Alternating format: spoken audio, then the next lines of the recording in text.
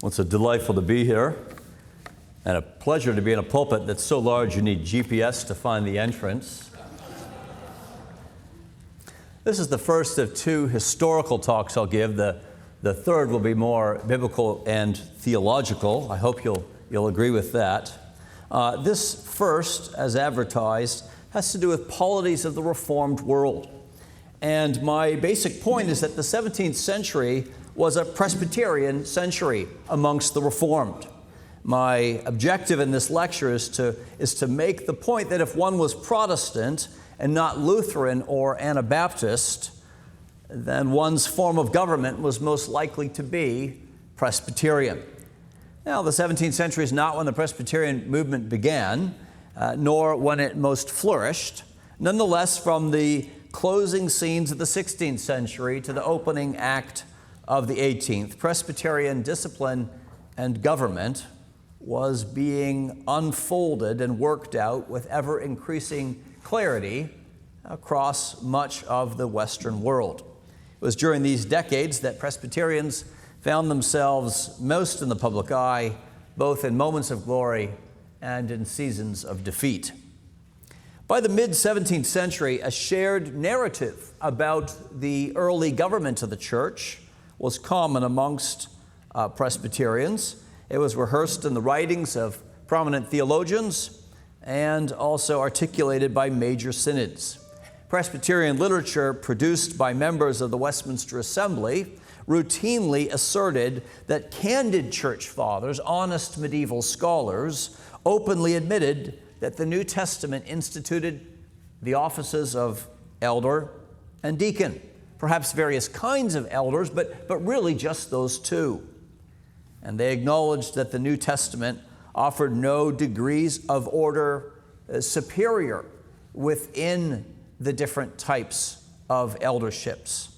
Augustine, Jerome, Chrysostom believed that it was expedient to have things like bishops and archbishops, but they were clear that they didn't think the Bible actually taught such things. These same Presbyterian apologists insisted that the New Testament went so far as to establish not merely certain offices, but a Presbyterian structure of church government, a government that existed in some form for at least 2 centuries after the New Testament, and that traces of that government could be found even to the 5th century very clearly, and then beyond. They also argued, as you might expect, that non-Presbyterian forms of church governance tended to be associated with problematic theology. Not always, but often. And they announced that the church governance of the Protestant reformers, except the Lutheran ones, came closer to a Presbyterian form than any other form. Finally, and emphatically, these 17th century Presbyterians insisted that the error of Erastianism, which resituated the government of the church under the government of the state, was recent in the history of ecclesiology and should be considered suspect in part because of its late date and, in the words of one of the Westminster divines, because of its newfangled language.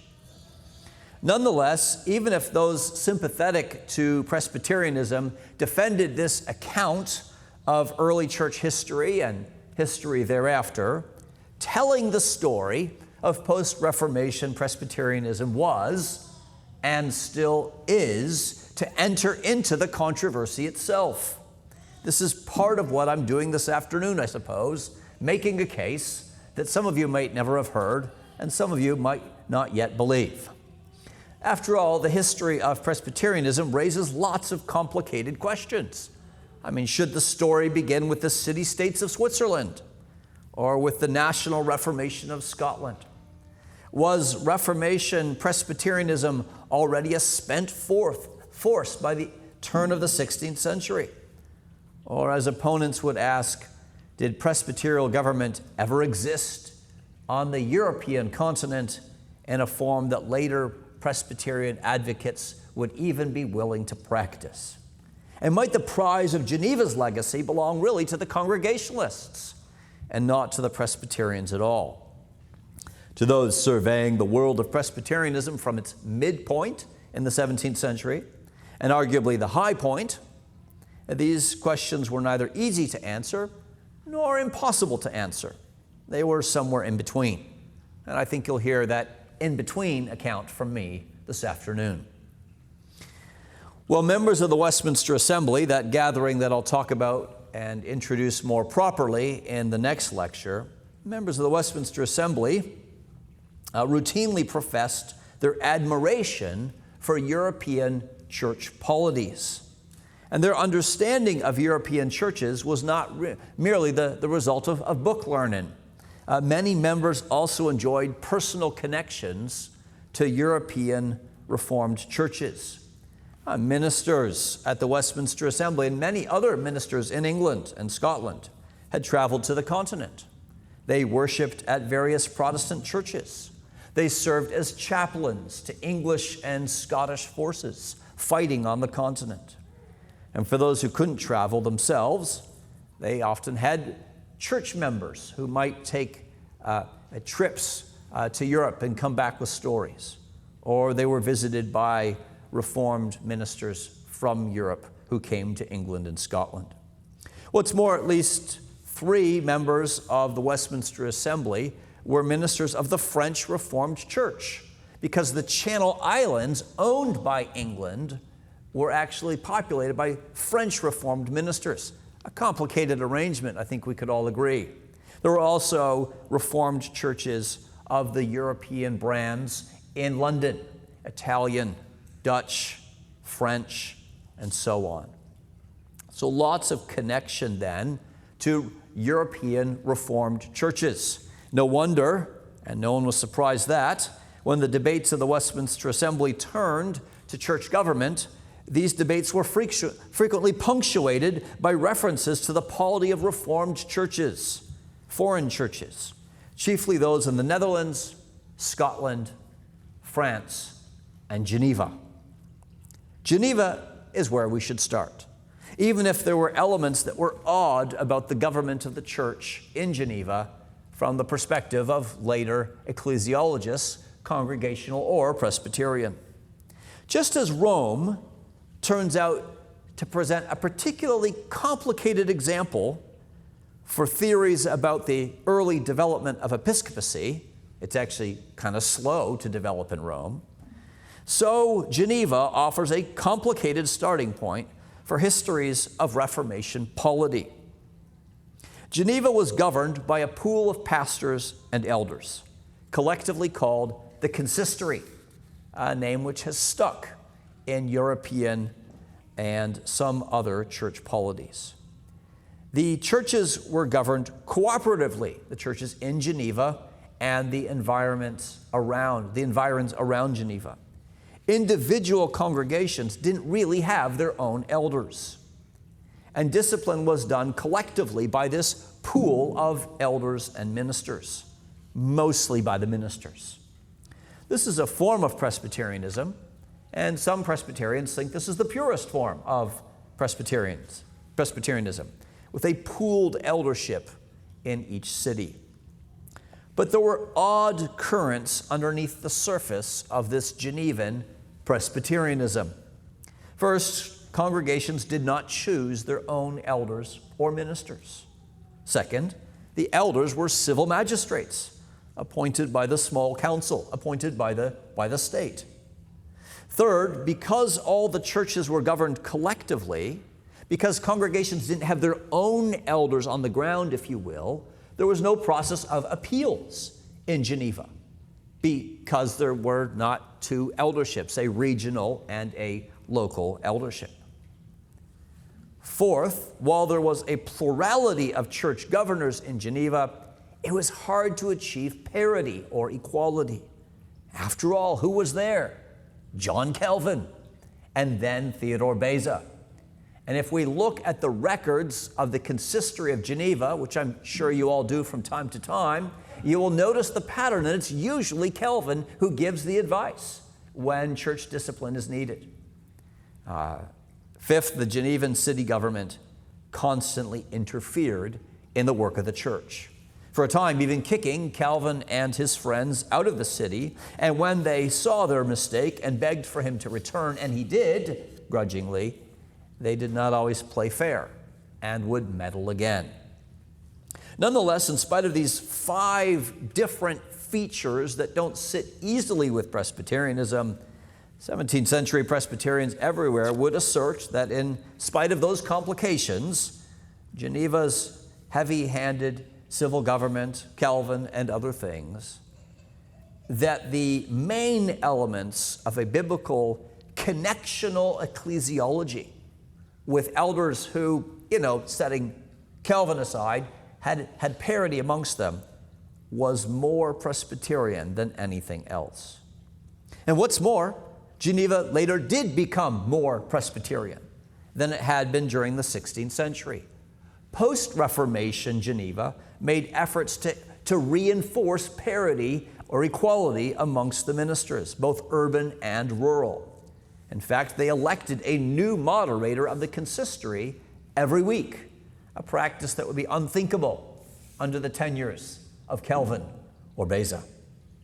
And yet, while Presbyterian discipline was still in force in the city-state in the 17th century, it was more the legacy of Geneva than its continuing practices that inspired Presbyterianism elsewhere.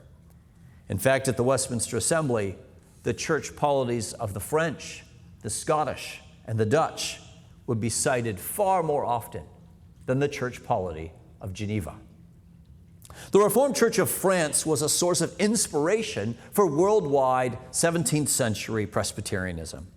French Protestants developed famously strong antibodies to episcopacy, a government by bishops. Even though tradition permitted regional superintendents in the French Reformed Church, the practice never got off the ground and was eventually forbidden in the polity or government of the French Church. That was in part probably because French Protestants were persecuted by French Catholics, and Catholics had a government by bishops. But it's also clear that this commitment to Presbyterianism on the part of the French Reformed Church was convictional. One way, by the way, in which the office of bishop can and did evolve in the church is when the same person always leads or moderates church meetings or church synods. This is how it happened in the early church. And so in France, the moderatorship of meetings was deliberately circulated through a pool of available ministers. And in this way, among others, a parity or equality, at least amongst preaching or teaching elders, was achieved and affirmed in France.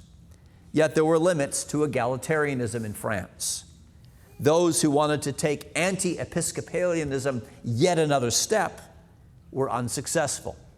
We know that there must have been some Congregationalists in France, maybe especially on the coasts of Brittany and in the Channel Islands, where ministers were more isolated and where more funky things could happen in church government. We know that because there were rules against Congregationalism set up in 17th century France, where the Reformed Church deliberately tried to weed out this tiny problem brewing on the horizon.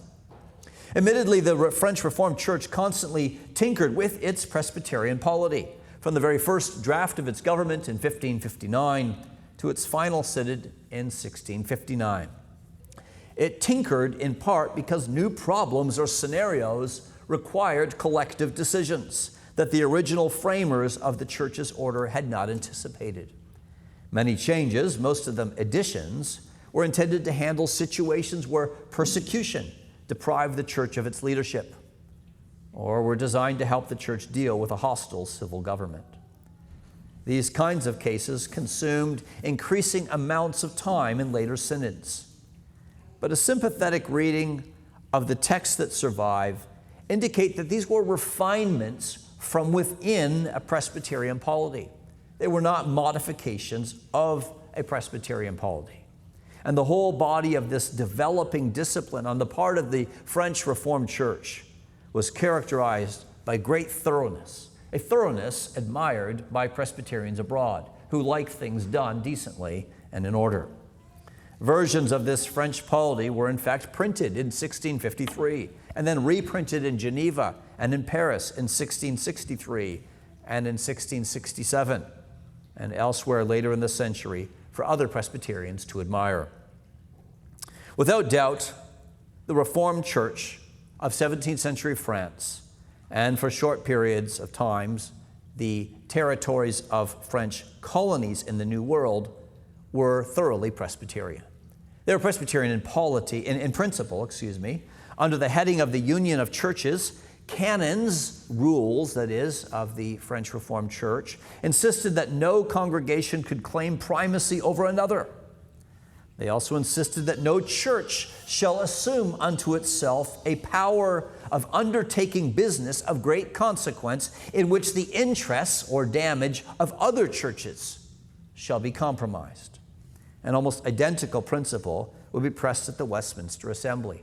A local church shouldn't take to itself, they said, things which really belong and matter to other churches around it. The Reformed Church of France was also Presbyterian in its structures. Consistories were subject to colloquies, like presbyteries, colloquies to provincial synods. Decrees of provincial synods were to be ratified in national synods. Appeals heard by higher courts resulted in instructions being sent to lower courts. For those who participated in the life of the church, it was also obvious that the French Reformed Church was Presbyterian in practice. On a congregational level, elders and not members were to rule local churches. And elections to elderships of local churches were in some cases actually reviewed by presbyteries or provincial synods. What's an example of a case where a presbytery would want to review the actions of a congregation? Here's one. When a congregation's elders all belong to one family, and thus a local church polity, a Presbyterian polity, was threatened to be overtaken by a kind of local oligarchy instead. Elders and deacons were normally to be chosen by the congregation's eldership, with the congregation merely offering its consent. A fairly widely practiced polity in the 17th century. Consent on the part of a congregation rather than election.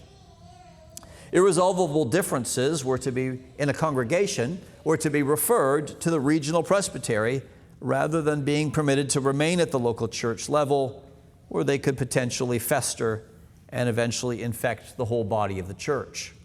Church officers were not necessarily to serve for life in France, but they were to serve as long as they could, as long as possible. And they were not to cease serving without the permission of the church. Notably, elders and deacons were not to assert their primacy over one another. And in the present distress of 17th century France, where the Reformed were persecuted by the Roman Catholics, deacons could sometimes join in the government of congregations with the pastors and elders when they were short on elders. On a regional level, French presbyteries had the power to admit and discipline ministers or relocate and loan ministers to other congregations should the minister and those congregations both agree. Ministers were not allowed to accept a new call without the presbytery's consent. And ministers could be deposed by congregational elderships, but they could appeal what a congregation did at the next regional synod.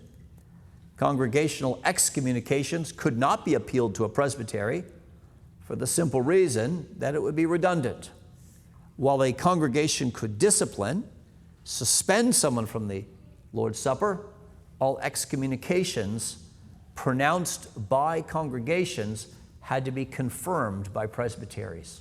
So grave wasn't excommunication considered to be. For the Reformed Church of France, Presbyterian connectionalism was not just governmental, by the way, but also monetary. Congregations that did not contribute financially to the larger mission of the French church were to be severely rebuked. But French ecclesiastical discipline also attempted to be pastoral.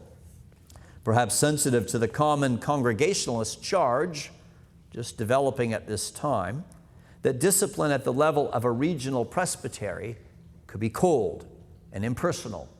One rule of the French Church required that all possible care shall be taken that those formalities and terms which are used in courts of law may be avoided in the exercise of church discipline.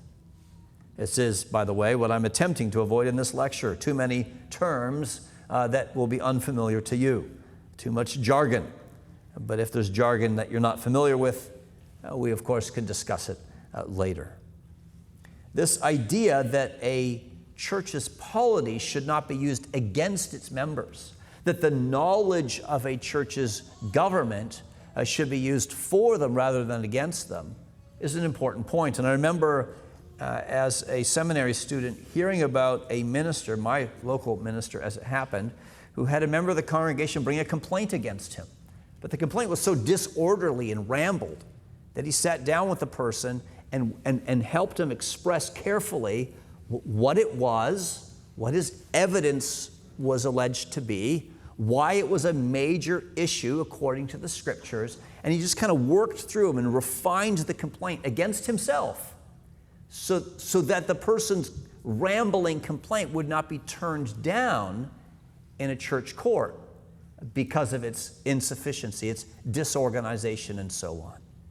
That's the spirit of the French Reformed Church, wanting to make sure that formalities and terms are not used against the membership of the church, but for them. The National Synod of the French Reformed Church often insisted that ministers and church courts conduct themselves in a pastorally sensitive manner. Pastoral care by the National Synod itself, such as the consideration of tricky cases of conscience, sort of moral issues brought up that a local church couldn't figure out themselves. These sorts of pastoral issues were dealt with on a national level each year in the church's early years.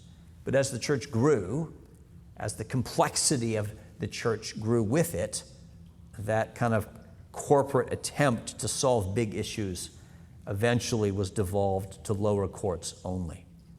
By the start of the 17th century, the National Assembly of the Reformed Church of France had time only to hear appeals. Appeals dealt with actual cases involving accusers or plaintiffs, cases that couldn't be settled peaceably in lower courts of the church, such as the eldership of a local congregation. The kinds of questions are a mix of things that you might find unusual or might find relatable. What should be done if there are two men who both claim to be the rightful pastors of a given church? What should be done about a couple that's convinced that they've been kept from conjugal performances, by witchcraft? And so, since they couldn't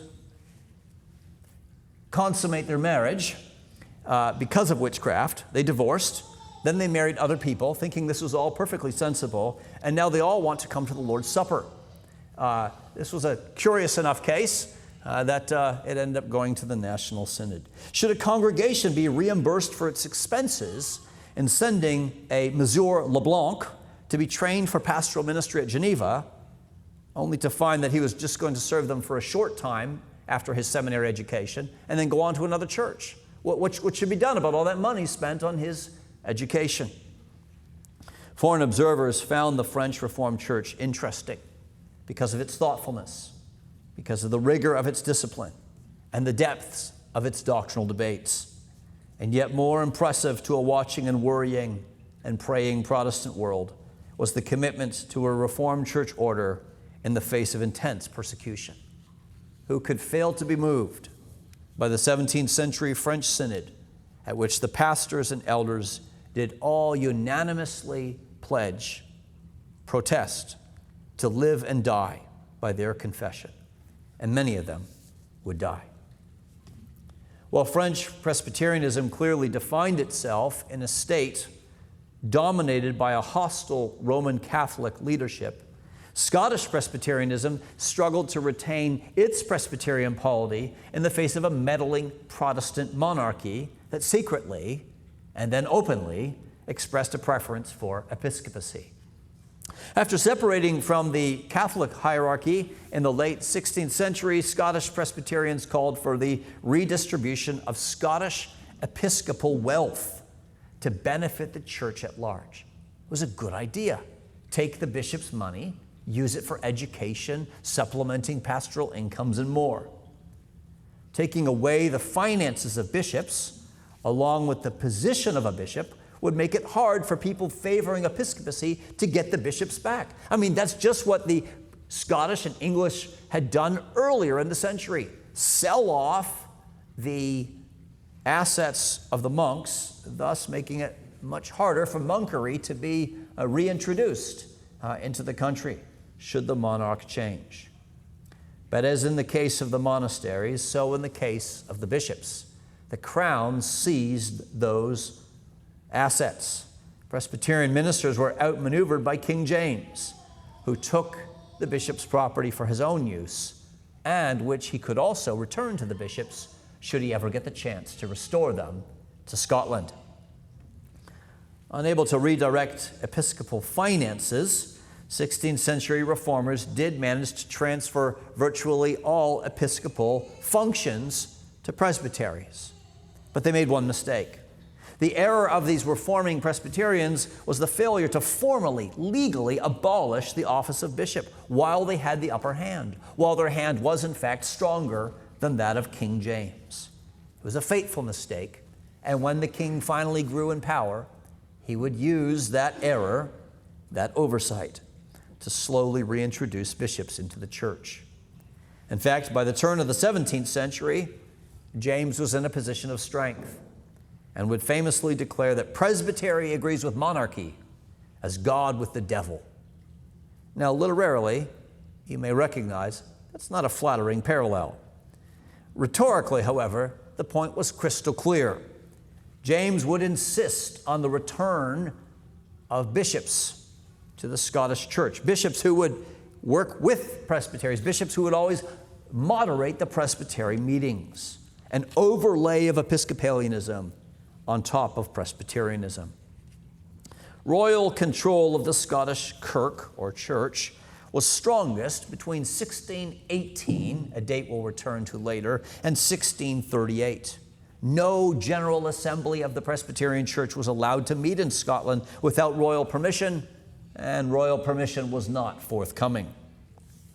Presbyterianism, in turn, grew to increasingly dislike not only episcopacy, but Erastianism, the interference, the overlording of the state over the church. Fatefully, in 1637, King James's son, King Charles I, the heir to the throne of both Scotland and England, and hey, let's throw in Ireland while we're at it, Charles took steps to make Scottish episcopacy even stronger. He imposed on Scotland an adaptation of the English episcopal liturgy, the prayer book.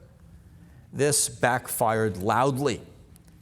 And at the 1638 General Assembly in Glasgow, the King's party lost control of the church.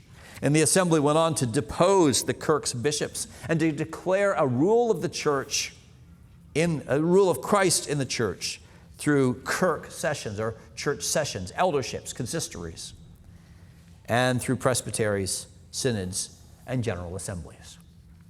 These were the heady days of the most famous Presbyterians since John Knox and the Melvilles, young men like George Gillespie, the famous pastor and professor of theology, Samuel Rutherford, and most admired of all, Alexander Henderson, led the church back to Presbyterianism. It was Henderson, by the way, who set an example for them all. When the Scottish General Assembly, in admiration, wished to elect him as moderator year after year, he said he would not serve as moderator again. He would not set a pattern that would once more permit bishops to creep back into the church. Well, on the roller coaster ride of 17th century Presbyterianism, 1638 would prove to be one of the high water marks for Presbyterianism in the English-speaking world, one of them. But during a low ebb, some of these same Presbyterians had sailed to the Netherlands to obtain an ecclesiastical safe haven. It was also natural that Scottish merchants and soldiers stationed in the Netherlands would want churches for themselves. And they, with English Puritans, who were refugees in the Netherlands, formed a Presbyterian congregation in Amsterdam under the leadership of the Englishman John Paget in the early 17th century. A historian of the period notes that these merchants for well over 50 years maintained a Reformed Presbyterian-style church in the Netherlands. But oddly enough, they did not join their church to the Dutch churches. The Dutch had already established a recognizably Presbyterian church government in 1571, and they held their first synod in 1578. The most important Dutch synod of the 17th century, however, and the only national synod, was the famous Synod of Dordrecht in 1618 to 19, in which the Dutch States General, the federal government, and the church's Reformed majority orchestrated the condemnation of Arminians. The canons of the synod, what contemporaries called the First General Council of the Churches in our days, were adopted not only by the church in the Netherlands, but also by Reformed and Presbyterian churches elsewhere in Europe, including Geneva and France. The synod was a rare event, and observers assumed that they would never see another assembly like it in their own days. Following the synod's conclusion, the Dutch government promptly prohibited further synods, further national synodical assemblies, a ruling that remained in force until 1795. But to the embarrassment of the episcopally minded commission or delegation from Britain to Dort, the synod's work not only made dogmatic canons about God's decrees, the synod also established for the Netherlands a definite and discernible Presbyterian form of church government. And even without the apparent possibility of a national synod, provincial synods, regional classes, and local consistories continued to meet Presbyterian style in the Netherlands for centuries. Not surprisingly, in spite of its basically Presbyterian structure, there were elements of 17th century Dutch Reformed polity that were also appealing to 17th century Congregationalists.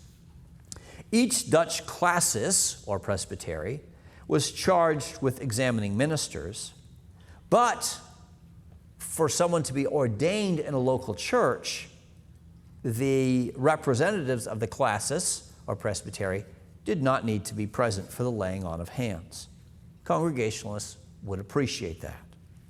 There were situations where the ordination of a minister could be conducted within a congregation rather than in a larger body. Lay preaching was permitted under the oversight of the elders, another thing that Congregationalists liked.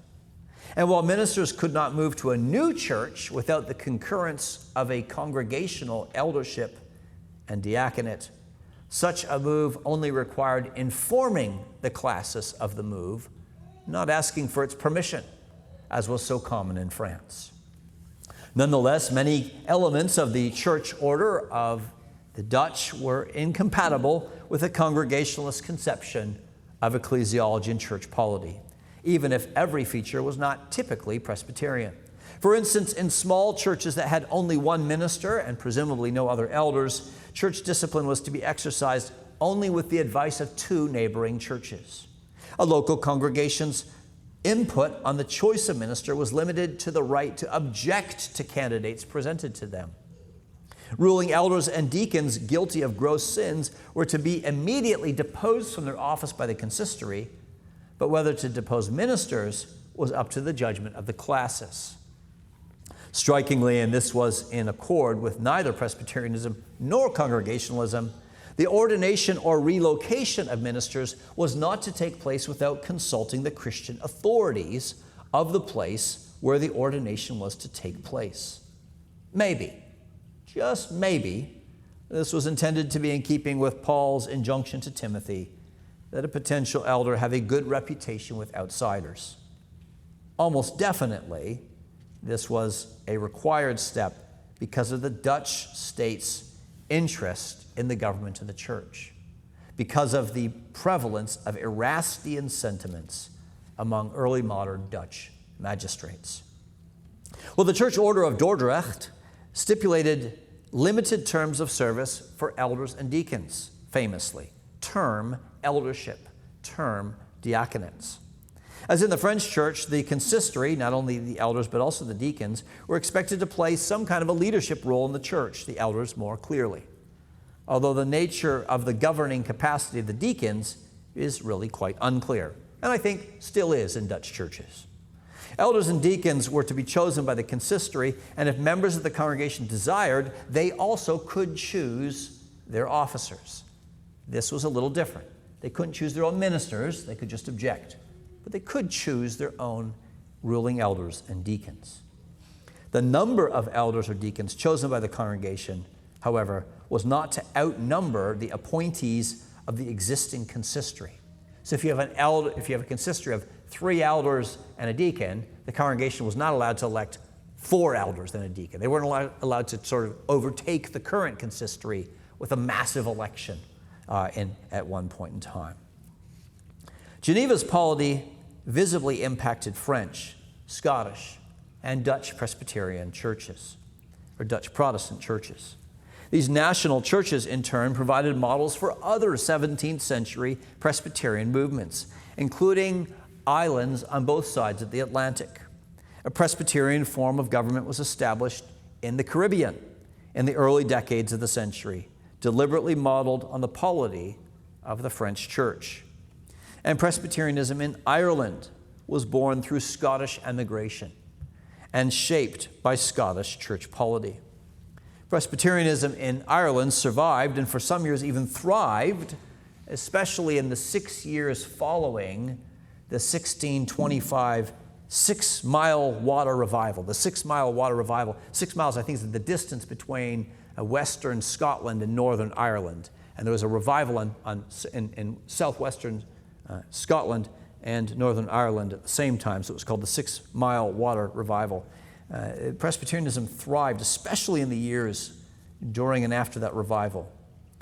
But as an underground movement, under the benevolent, tolerant rule of Archbishop James Ussher of Armagh, until he lost control of the Irish Church in a power struggle with Archbishop William Laud of England, of Canterbury.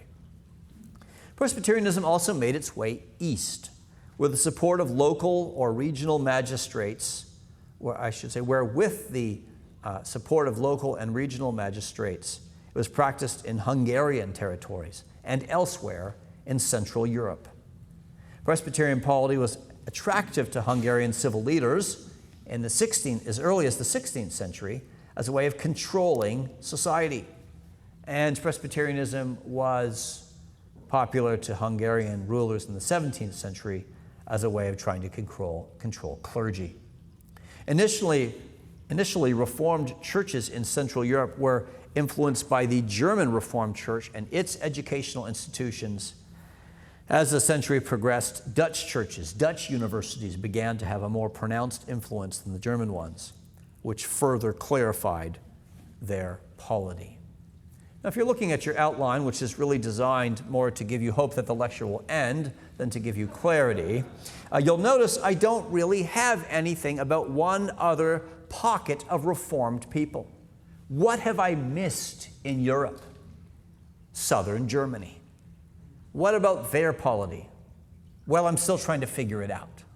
But it is interesting that the Westminster Assembly, thinking that they were sympathetic to Presbyterianism, sent letters to churches in the German Reformed, rather than the German Lutheran, parts of Europe, only to get an angry letter back from one of them saying that they quite disapproved of what they were doing. It was signed by a bishop. So Germany is a bit of an odd case, and I haven't quite figured out what's going on there. Maybe the polity differs from town to town or from area to area. It doesn't seem to have been uniform like it was elsewhere. It's partly due to, no doubt, the curious history of southern Germany, which switches between Reformed and Lutheran, and occasionally, in bad days, Roman Catholic, and thus made the settled polity probably more difficult, certainly a little bit more tricky to understand. in England, however. In England, the ecclesiological landscape was more complicated, perhaps, than anywhere else. Even after the break with Rome, the ecclesial form of the Church of England at the Reformation remained episcopal, with bishops living like minor ecclesiastical princes. Here is the grand exception. Here is the one church of the Reformation that claims to be Reformed, but did not adopt a Presbyterian church polity. When the late 16th century saw the rise of Presbyterian theorists in England, and then underground Presbyterian activity, the Queen and most, but not all, most Episcopal authorities vigorously tried to suppress the movement. But the nascent Presbyterial nature of these conferences underground, these conferences of ministers, may be more clear to historians than they were to participants. I think a case can be made that proto-Presbyterians at these meetings, that is to say, ministers at these meetings who are trying to do cooperative church government, who ended up being Presbyterian, thought that there was something else going on than those who were there who ended up being Congregationalist. The Presbyterians, or those who would become Presbyterians, saw these meetings as a step towards creating a regional church with real authority, while proto-Congregationalists would have seen these underground conferences as merely advisory, as a kind of end in themselves. Well, what happened to English Presbyterianism between the turn of the 17th century, so that's the beginning of the 1600s, and the start of the Westminster Assembly is ardently debated amongst historians. Diverging perspectives on Presbyterian fortunes are helpful in that they prompt more nuanced readings of texts previously just identified as Presbyterian literature. For example, the authors of the tracts by Smectumnus is not a real name, it's the compilation of the initials of 5 Presbyterian ministers. The authors of the tracts by Smectumnus, which were pseudonymous because they didn't want to be arrested, came to identify themselves as Presbyterians at the Westminster Assembly. But recent historians have stressed that this does not mean that they were card-carrying Presbyterians at the time when they were authoring these texts under this quite quirky name. Well, one reason for the difficulty of categorizing Puritan literature on church polity during this period between 1600, when Presbyterianism had been crushed by the authorities, and 1640, when it began to raise its head once more, one of the difficulties of categorizing Puritan literature on church polity is sort of the home-brewed terminology sometimes deployed by English Puritan writers. This might be most common in England, where standard Presbyterian terms used elsewhere are not used by Presbyterians who are trying to persuade other ministers of Presbyterian government without using the usual words. A classic case in point is a tract, I shouldn't say a tract, it's called a tract. By a tract, I mean something quite big. A book, a handwritten book by a minister named Oliver Bowles. Oliver Bowles wrote a book called The Evangelical Pastor, in Latin, De Pastore Evangelicae, in probably the 1630s, maybe earlier. And this book, which he couldn't get printed because of its contents, because it wasn't just a pastoral theology, this book was then copied by hand and passed around. And it was only finally published in the 1640s when it was legal to do so. If one reads Oliver Bowles's book, he starts off by telling you that it's just a manual of pastoral practice for gospel-believing pastors. That De Pastore Evangelico, however, dealt with more than just pastoral practice becomes clear even if you read a few pages into the introduction. The table of contents gives away nothing. It doesn't hint that the work is Presbyterian in its proposals. But as he begins to develop, it's clear that he doesn't think ordination should be done by one bishop. Clearly, he thinks that government ought to be done cooperatively. And by the way, it ought to be done connectively between different congregations. He uses the term rector, which is sort of a standard term for a minister who holds all the rights to the tithes of a parish. He uses the term rector to refer to a ruling elder. It's quite puzzling as one reads the book and tries to figure out what these terms mean. But eventually one realizes why it was never printed in the 1630s or earlier. It's because it's a book that seems to be advocating for a form of Presbyterianism. Well, as English school children know, 1640 is a key turning point in history in England. It is then that storm clouds of war blotted out the peace that had obtained in England since the days of Elizabeth. 1640 also proved a year of reckoning because the Scottish monster, a term used by English Episcopalians, the Scottish monster, so much dreaded, finally surfaced, rearing its head in England, even before a horrible civil war began. It's an event celebrated by Presbyterians as it is mourned by Episcopalians, and it deserves special attention. The Westminster Assembly itself will be the subject of my next lecture in session 7, but this lecture had to come first. It had to come first. I needed to tell this story in part because in recent years there's been a new push amongst historians to say that the Westminster Assembly and even the Congregationalist Presbyterian debates cannot really be well understood apart from understanding the Civil War, the context in which these debates took place. Also in recent years, there's been improved study of long-running debates, which I'll touch on in the next lecture, long-running debates on ecclesiology and church polity that are also informing these debates. So there's a civil and political context. There's also a medieval context that's informing what's going on in the 17th century. But there's another context that seems to be constantly ignored. As people are trying to understand the Congregationalist Presbyterian debates, one of the elephants in the room, one of the things that helps to explain why so many ministers coming to the Westminster Assembly as Episcopalians ended up being Presbyterians, is the example of all the other Reformed churches. The overwhelming polity of choice, if you will, in the 16th and 17th century is Presbyterianism.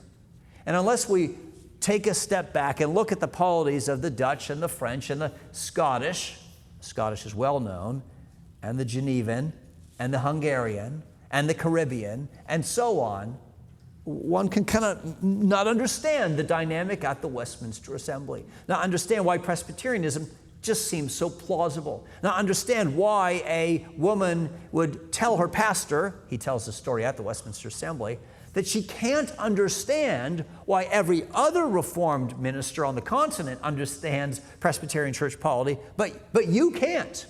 And so he goes back with that prompting, with the example of all the other best Reformed churches, and goes back to his Bible and becomes Presbyterian. One needs to understand this larger context to understand the nature of the debates at the Westminster Assembly and elsewhere.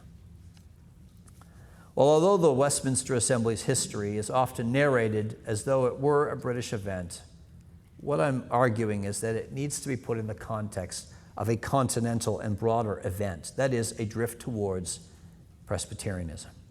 In his speeches in the Westminster Assembly, Scottish Commissioner Alexander Henderson noted more than once that the eyes of the whole world were upon them. But that was not a complaint. The divines wanted their work to be noticed. Robert Bailey, another Scottish commissioner to the Assembly, quietly sought letters from ministers in other countries, asking them to write letters to the Westminster Assembly about how bad Congregationalism was and about how good Presbyterianism was. They didn't always comply. Sometimes they sent letters that were unhelpful, Bailey thought. But there was manipulation, pressure put upon the Assembly from churches elsewhere. And the Westminster Assembly would in turn try to impress those other countries, sending letters to Reformed churches in Germany, Sweden, Poland, Switzerland, the Netherlands, France, and elsewhere. The letter to the French was not wise. The letter to the French in its reception was a dark portent of what was to come in the late 1640s and 1650s.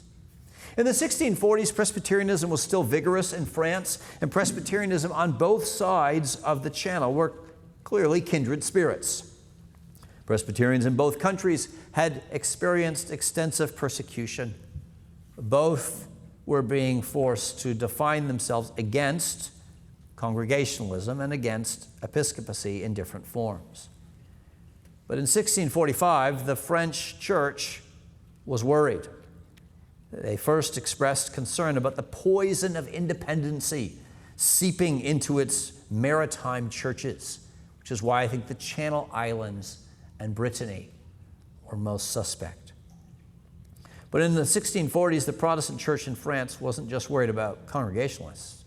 They had a very precarious situation politically. In fact, it was no longer prudent, they thought, to reply to or even open a letter from the Westminster Assembly.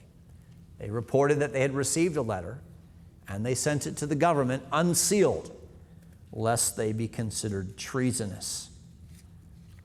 Indeed, the handwriting was on the wall for Presbyterianism across Europe. In England, in the early 1650s, under Oliver Cromwell, almost all forms of church polity, including Presbyterianism, became optional rather than required. This was a great disappointment to many Presbyterians. Across the English Channel, the year 1659 saw the 29th and last synod of the French Reformed Church, legally sanctioned by the King of France. Less than 40% of the Dutch population was even Protestant by mid-century. Reformed churches in Poland and Lithuania, both of which had a Presbyterian polity, were in steep decline in the second half of the 17th century. Back in England, again, in the late 1650s, a new Lord Protector in London, a weak second act to Oliver, would pave the way for a return of a radically anti-Presbyterian government in England and Scotland, after a brief, fitful attempt on the part of both Presbyterians and Congregationalists to get their form of government adopted. Speaking of Scotland, where Presbyterianism north of the Tweed eventually faltered in the late 1640s and into the 1650s, it was not due to the Scottish Kirk's ability or inability to sort out doctrinal differences, but to the leadership's inability to determine an effective policy, civil, ecclesiastical, military, towards those who had weak commitments to Presbyterianism. It was not equally obvious to every Scottish pastor or parishioner whether the best program of action was to push for a thorough reform of the church quickly or to take as many people along with the Reformation path as possible. Not everybody in Scotland was equally committed to Presbyterianism. What should one do? This is an old question, a question as old as the Reformation itself and perhaps older. And Scottish Presbyterians became bitterly divided. But how best to deal with those who were willing to compromise with Episcopalians? And that made Oliver Cromwell's conquering of Scotland and imposition of military rule that much easier to effect. Oliver Cromwell also took advantage of Presbyterian weakness in Scotland and his own military occupation of the country to require that Protestant sects, as the Presbyterians understood them, would be tolerated in Scotland. You'll be pleased to hear that a number of Congregationalist and Baptist churches were planted in Scotland, some of them by Englishmen. You may be disappointed to hear that an even smaller number of these thrived for the duration of the decade. Well, the restoration of King Charles II to his throne in England had far-reaching consequences. His restoration was guided principally by prominent Presbyterians. This was initially considered to be a harbinger of good things to come. But what transpired over the next few years was to prove a crushing disappointment. As the king returned to his throne, bishops returned to their cathedrals, and more importantly, to their seats in the House of Lords. It was immediately evident that the most vindictive among the bishops would also be the most vocal. The prelates, another name for a bishop, the prelates would not tolerate any nonconformity from Presbyterians or Congregationalists, and of course, not from Baptists. They also did their best to maximize divisions, especially among the Presbyterians. Not a difficult task, as Presbyterians were divided as to what they should be looking for from the new government. Should they look for comprehension, which would allow them to practice Presbyterianism within the church? Or should they look for toleration, which would allow them to be Presbyterians outside of the Church of England? Royal declarations from the king allowing people toleration were highly complicated affairs. Why would King Charles offer toleration to Presbyterians, Congregationalists, and Baptists? Well, only for one reason, really, so that they in turn would begin to support toleration for Roman Catholics. Most Presbyterian ministers would rather not be tolerated at all than to have Roman Catholicism tolerated. And some of them would rather not have Presbyterianism tolerated at all than to have Baptists tolerated. And so Presbyterians responded very differently to royal declarations of toleration. Royal declarations were also complicated in the same way in which a presidential use of power, or perhaps an overuse of power, can be intolerable. That is to say, it short-circuited Parliament. And many Presbyterians, if they did want toleration, wanted it from Parliament and not from a royal declaration. Well, in the final decades of the century, Presbyterianism attempted to consolidate in a number of ways. First of all, they attempted to recall their history. Presbyterians began to write the story and collect records of the century. Many of them also decided that it was time to leave Europe and England and go to New England. Now, Presbyterianism was illegal in New England. Congregationalists forbade Presbyterianism from, practicing Presbyterian polity. But the Congregationalism of New England was more tolerable than the Episcopacy of Old England. The first Presbyterian missionary to North America, Francis Makemie, wisely chose to go to the Middle Colonies. Those were sufficiently disorganized, even though officially Episcopalian, to allow him to start planting churches. And he did, in staggering numbers. Within a decade, he had whole synods of churches planted, suggesting that any number of those ministers serving in Episcopalian or Congregationalist territories were happy to revert to a Presbyterianism which they quietly held to in principle. But while Presbyterianism blossomed in the New World, Presbyterians were butchered in the Old. In 1685, James VII and II, seventh of Scotland and second of England, marked the first year of his reign with summary executions of Scottish Presbyterians. The persecutions were so fierce, his government was so arbitrary, that his actions began to earn him enemies outside the tiny, faithful Presbyterian fold. In the same year, Louis XIV revoked the Edict of Nantes that allowed French Protestants to worship in some degree of freedom, and now he pushed them towards the brink of extinction. In Protestant Switzerland, where many of them fled, Louis used his malign influence to make life difficult for refugees. And yet not all was darkness for Presbyterians in the last decades. In the Netherlands, William of Orange allowed Presbyterians to thrive with minimal interference. What's more, in his and his English wife Mary's astonishing coup to the thrones of England and Scotland, what the English call the Glorious Revolution of 1688, William eventually saw episcopacy as too closely tethered to his rival, King James VII and II, who had abdicated the throne. And so William permitted the establishment of Presbyterianism, or the reestablishment of Presbyterianism in Scotland. And he allowed freedom for Presbyterians and Congregationalists and Baptists in England. So what of it? What's the significance of this story? Allow me to make two comments or conclusions from this tale, one theological, one practical. I'll make historical conclusions or observations at the beginning of my next lecture.